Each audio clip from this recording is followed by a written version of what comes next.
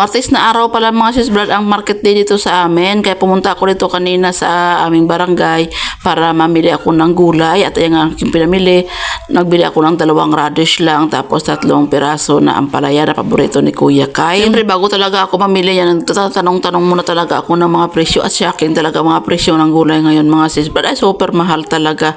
Kaalam mo yung kamatis ngayon ay nasa 100 ang kilo. Naku, na-shock talaga ako kanina. Sabi ko ay hindi na lang ako bibili ng kamatis. Kaya ko pagluto ng ulam na walang kamatis. Kaya tsaga muna tayo, tiis-tiis muna tayo na kakain tayo ng ating gulay na hindi tayo gagamit ng kamatis. Pwede naman siguro tayo gagamit ng ibang paraan na pang paasim sa ating mga gulay. Pagdating ko nga dito sa bahay, kagad-agad ko ito nilagay sa ating ref na walang laman para magkalaman naman yung ating ref mga sis Brad.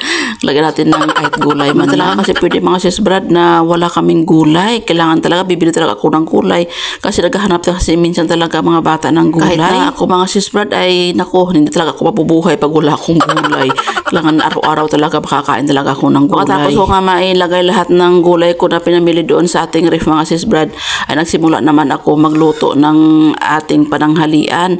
Bali itong aking pusit pa lang ito kanina mga sis Brad bago ako umalis ay pinalabas ko na ibang tama pagdating ko dito sa bahay ay malambot na siya, wala na siyang ice. Kaya hinukasan ko lang ito para aking lutuin. At ayan na nga nung ibuhos ko dito sa aking kawali ay hindi talaga siya mabuhos. Kaya ayan, dinakot-dakot ko na lang para mailagay ko dito sa ating kawali. Diba, mga sis Brad na paborito ito ang 2 bata. Ewan ko ba bakit gusto talaga nila itong pusit na ito.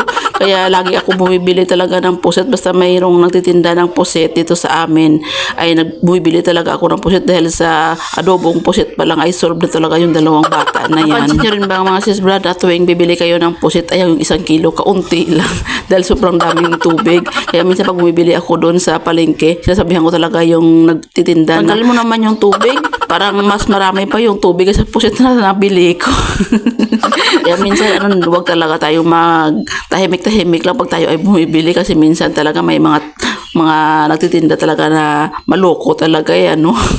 Kung saan pa nga yung maraming tubig doon talaga yung dadakot para siyempre sa kilo ay marami, mabigat na siya, diba? Kasi puro tubig pero na. Tapos kung nga mga sis Brad magluto ng aming pananghalian at ayan, tapos na rin kumain yung mga bata kaya naghugas na rin ako mga sis Brad ng aking pinaglutuan at yung mga kinainan ng mga bata. Itong aming lababo na ito mga sis Brad, ito lang kahit hindi talaga ito mawawala ng hugasin. Ayun ko sa 2 bata na ito kasi mayat kasi sila kumukuha ng plato, kung ano yung kakainin nila, kukuha ng plato, ilagay sa plato tapos tambak lang tambak dyan sa lababo. Kaya minsan tinatamad din ako maghugas. At habang naghuhugas nga ako dyan mga sis Brad ay narinig ko yung patak ng ulan. Ay naku, napatakbo talaga kaming 3. Sigaw talaga ko kay Kuya Kyle na, dali Kuya, bilisan mo, takbo, kuha ka na doon ng kuha ka na ng basket at ang ating labahan doon ay mababasa na dahil lumalakas na yung ulan. At yan yun naman yan si Inday. Tapos na pala kami kumuha ng aming mga labahan dyan bago ako nag-video dahil kanina hindi ako makapag-video dahil takbo kami ng takbo. Tapos si Kuya Kyle tumatakbo na walang damit kasi bagong dating yan si Kuya Kyle sa galing ng school tapos naligo siya pagdating dito sa bahay. Sinabihan ko yan, takbo Kuya dahil mababasa na yung ating labahan kasi lumalakas na yung patak ng ulan kaya tumatakbo naman si Kuya Kyle. Fast forward na nga tayo mga sis Brad, 3:00 na pala ng hapon ito at nagutom ako dahil nga hindi ako kumain ng kanin. At ayun ang aking kinakain mga sis Brad, radish. Ay hindi pala radish. Ano ba yan? Pipino.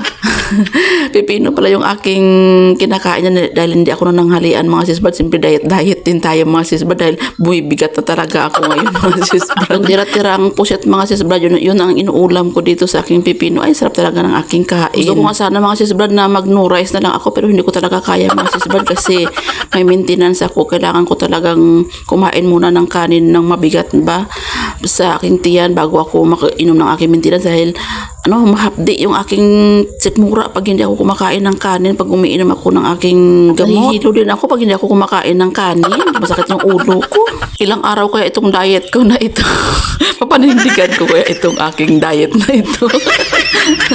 O siya mga sis Brad, maraming salamat sa inyong panonood. Bukas ulit. God bless.